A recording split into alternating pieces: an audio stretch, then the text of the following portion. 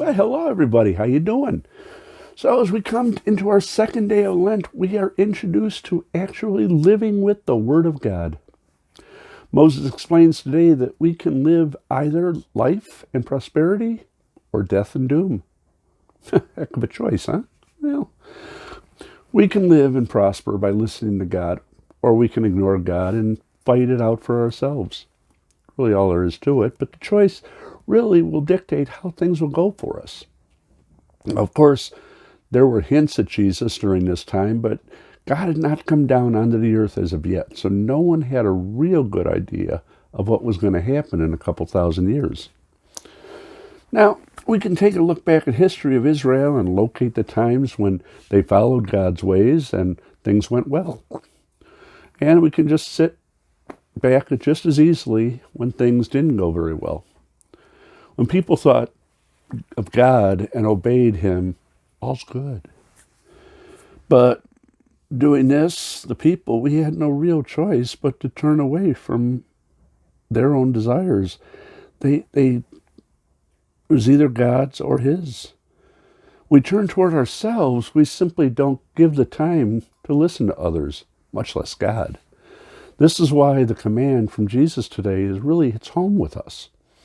We can deny ourselves and look toward Him, or we can persevere our own lives and ignore God.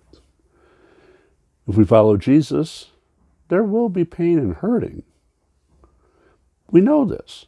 We see it every day. We stand up here and we say, wait, don't be led around buying one product or another which is not going to satisfy you.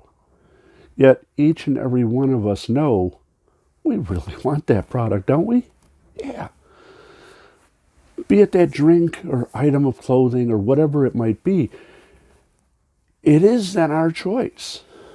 And bringing ourselves into the world or to God.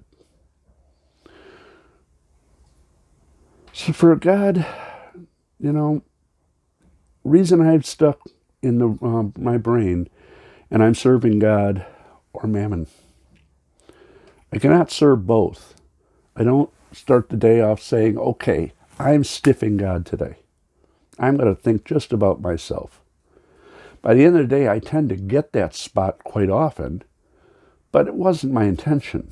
My intention was to take up my cross and follow God to oblivion, should it be His will. And that's what Jesus is asking for.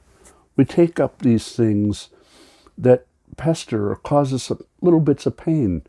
We say, okay, I have these sufferings, which I can either join with your suffering, and I can unite myself with you, or I can ignore and remove all the suffering and do nothing with it worthwhile. Either way, we're still going to be having the pain.